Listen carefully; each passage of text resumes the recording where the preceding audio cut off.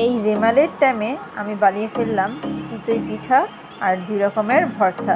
Hello, আসসালামু আলাইকুম, আমি সুইটি। আজকে চলে আসলাম পিঠা নতুন একটি ব্লগ নিয়ে। রেমালের আগের দিন হালকা হালকা বৃষ্টি হচ্ছিল, তাই আমার মনে হলো একটু পিঠা আয়োজন করি। তারপরে প্রথমত আমি চাল ব্লেন্ডার করে নিলাম ব্লেন্ডারে। তারপর হচ্ছে চালটাকে একটু ভালোভাবে, চালের গুঁড়োটাকে একটু ভালোভাবে লবণ মিশিয়ে তার মধ্যে পানি দিয়ে সুন্দর করে একটা ডো তৈরি করছিলাম। আমি প্রথমে অনেক বেশি পানি দেইনি, কারণ আস্তে আস্তে পানি দিয়ে এটা নাকি গুলতে হয়। এর জন্য আমি একটু একটু করে পানি দিয়ে সুন্দরভাবে ডোটা গুলে নিচ্ছিলাম। এই বৃষ্টি বৃষ্টি ওয়েদারে আমার মনে হচ্ছিল চিতই পিঠা আর ভর্তার আয়োজনটা দারুণই হবে। তারপরে আমি ছাদে চলে আসলাম। পুদিনা পাতা গাছের টব থেকে কতগুলো পুদিনা পাতা ছিঁড়ে নিলাম। পুদিনা পাতা ছিঁড়তে ছিঁড়তে আস্তে আস্তে ফোটা ফোটা বৃষ্টি পড়ছিল। তো আমি ভাবলাম যে মনে হয় পুরোপুরি বৃষ্টি পড়বে না, কিন্তু এক পর্যায়ে দেখি অনেক জোরে বৃষ্টি পড়া শুরু হয়ে গেল। তাই আমি একটুখানি পুদিনা পাতা ছিঁড়েই সঙ্গে সঙ্গে কি ঘরে চলে গেলাম।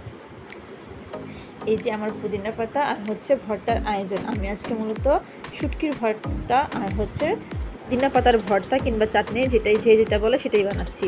এই তো আমার চুলা ধরানো হয়ে গিয়েছে, আর হচ্ছে পিঠা বানানোর খাসটাও দেওয়া হয়ে গিয়েছে। বাইরে প্রচণ্ড পরিমাণ বাতাস ছিল, এর জন্য পুরোপুরিভাবে চুলাটা ঝুলছিল না, এর জন্য আশেপাশে এগুলো দিয়ে নিলাম। এই তো প্রথমে হচ্ছে চিতই পিঠার প্রথম যেই খোলাটা, সেই খোলাটা দেওয়া হচ্ছিল। আলহামদুলিল্লাহ, যেহেতু অনেকক্ষণ ভিজিয়ে রাখার কারণে প্রথম খোলাটাই খুব ভালো হয়েছিল। এই তো প্রথম খোলাটা দিয়ে দেওয়া হলো। দিয়ে দেওয়ার পর যখন ঢাকনাটা আমরা তুললাম, তখন এটার কিন্তু খুব ভালোভাবে ফুলে এবং খুব সুন্দরভাবে হয়ে এসেছিলো। এই দেখতেই পাচ্ছেন যে পুরোপুরিভাবে পারফেক্ট চিতই পিঠা হয়ে গিয়েছিল। আল্লাহর রহমতে আমি আবার সব ধরনের পিঠা বানাতে খুবই ভালোবাসি। অন্যান্য কাজে অনেক বেশি আলসামি করলেও চিতই পিঠা কোনো রকম পিঠা বানাতে আমার কোনো আলসামি লাগে না। আমি কিন্তু এখানে কোনো রকম মিথ্যে কথা বলছি না, প্রথমটাই কিন্তু খুব ভালো হয়েছে।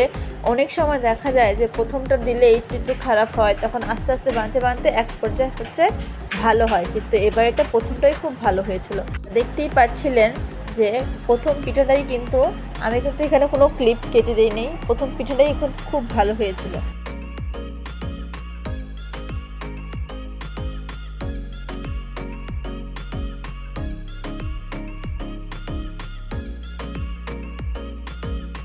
এই তো এখন এটা হচ্ছে সেকেন্ড টাইম দেওয়া হয়েছিল। নিচে একটু তেল দিয়ে নেওয়া হয়েছে যেন খুব ভালোভাবে সহজে যেন উঠে যায়।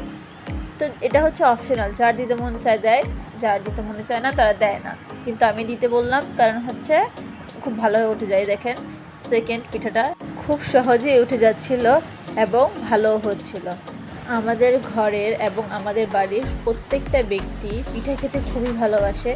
আমরা এর জন্য কারণে অকারণে সবসময় আমরা টুকিটাকি পিঠার আয়োজন করি। আজকে আমি ভাবছিলাম যে বসে বসে নকশি পিঠা বানাবো, তখন মনে হলো নকশি পিঠা বানাতে একদিনে তো আর খাওয়া পসিবল না, তার জন্য সঙ্গে সঙ্গে যেন বানিয়ে খাওয়া যায়, এর জন্য আমি চিতই পিঠার আয়োজনটাই করে ফেলেছিলাম। এটা দেখেন আমার সেকেন্ড খোলাতে হয়েছিল, কারণ প্রথম খোলায় হয় 5টা, দ্বিতীয় খোলায় হয় 10টা, এরকমভাবে আমি অনেকগুলি পিঠা তৈরি করলাম। এই তো এখন হচ্ছে ভর্তার আয়োজন করার জন্য ভর্তা বানানোর যে পেঁয়াজ আর হচ্ছে রসুন, এই দুইটা হচ্ছে ভেজে নিচ্ছিল। একটু তেল দিয়ে, সামান্য পরিমাণ তেল দিয়ে এগুলো ভেজে নেওয়া হচ্ছিল। এগুলো হয়ে যাওয়ার পর নামিয়ে রাখার পরেই হচ্ছে ভর্তার আয়োজন করা হবে। এই তো আমাদের এটা পুরোপুরি ভাজা ভাজা হয়ে যাওয়ার পরেই আমরা নামিয়ে ফেলছিলাম। এখন সেগুলো হচ্ছে পাটায় বেটে ভর্তা করা হবে। তারপরে হচ্ছে একই কড়াইতে সামান্য পরিমাণ তেল দিয়ে সেখানে হচ্ছে শুটকি ভাজবে। শুটকিটা ভেজে একসঙ্গেই সবগুলো ভর্তা বানানোর আয়োজন করা হবে। এই তো এখন শুটকি দিয়ে দিল। এটাকে মূলত কি শুটকি জানি বলে, আমি এখন ভয়েস দেওয়ার সময় ভুলে গেছি।